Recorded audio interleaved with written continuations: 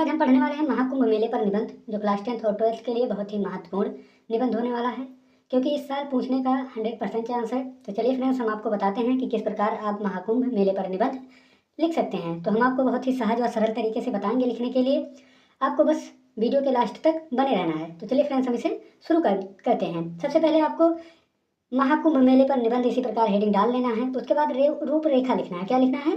रूपरेखा। और उसके अंदर हमें लिखना है प्रस्तावना।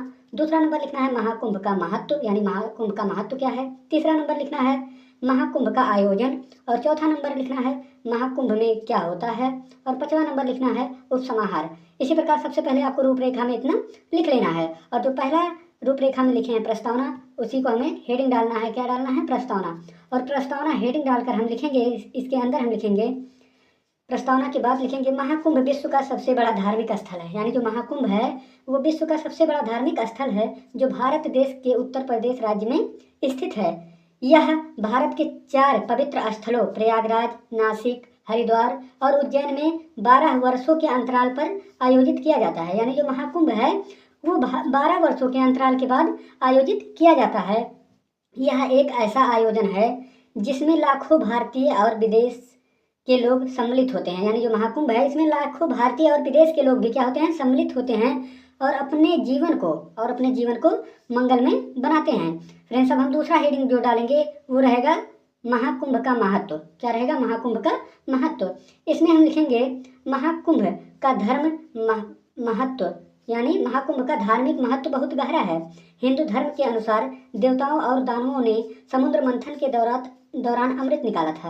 यानी जो देवता और दानव हैं वो समुद्र मंथन के दौरान क्या निकाले थे? अमृत निकाला था। इस अमृत की कुछ बूंदें इन 4 स्थानों पर गिरी थी। यानी जो अमृत की कुछ बूंदें थी वो इन 4 स्थानों पर गिरी थी। यानी अभी हम पीछे पढ़े ना प्रस्तावना में, जैसे प्रयागराज, नासिक, हरिद्वार और उज्जैन, इन्हीं 4 स्थानों पर क्या हुआ था? अमृत के बूंदे गिरे थे। मान्यता है कि इन स्थान पर स्नान करने से पाप का नाश होता है। और कहा गया है, क्या कहा गया है? कि इन स्थानों पर स्नान करने से क्या होता है? पापों का नाश होता है, मोक्ष प्राप्त होता है, और मोक्ष भी क्या होता है? प्राप्त होता है। तो चलिए फ्रेंड्स, हम दूसरे पेज में चलते हैं। तो अब हम अगली हेडिंग डालेंगे महाकुंभ का आयोजन। क्या डालेंगे? महाकुंभ का आयोजन। और इसमें लिखेंगे महाकुंभ का आयोजन ज्योतिषीय गणनाओं के आधार पर किया जाता है। जब गुरु ग्रह और चंद्रमा मेष राशि में होते हैं तब महाकुंभ का आयोजन होता है। यानी महाकुंभ का कब आयोजन होता है? जब गुरु ग्रह और चंद्रमा मेष राशि में होते हैं तब महाकुंभ का क्या होता है? आयोजन किया जाता है। यह आयोजन 45 दिनों तक चलता है। यानी जो महाकुंभ है वो कितने दिनों तक चलता है? 45 दिनों तक चलता है। लाखों तंबू लगाए जाते हैं, और जहाँ महाकुंभ मेला लगता है वहाँ लाखों तंबू लगाए जाते हैं। फ्रेंड्स, अब हम अगला हेडिंग जो डालेंगे वो रहेगा कि महाकुंभ में क्या होता है। यानी महाकुंभ में क्या होता है, इसमें हम लिखेंगे महाकुंभ में भक्त लोग पवित्र नदियों में स्नान करते हैं। यानी महाकुंभ में क्या होता है कि भक्त लोग पवित्र नदियों में स्नान करते हैं और पूजा पाठ करते हैं, धार्मिक अनुष्ठान भी करते हैं। और क्या करते हैं? धार्मिक अनुष्ठान भी करते हैं।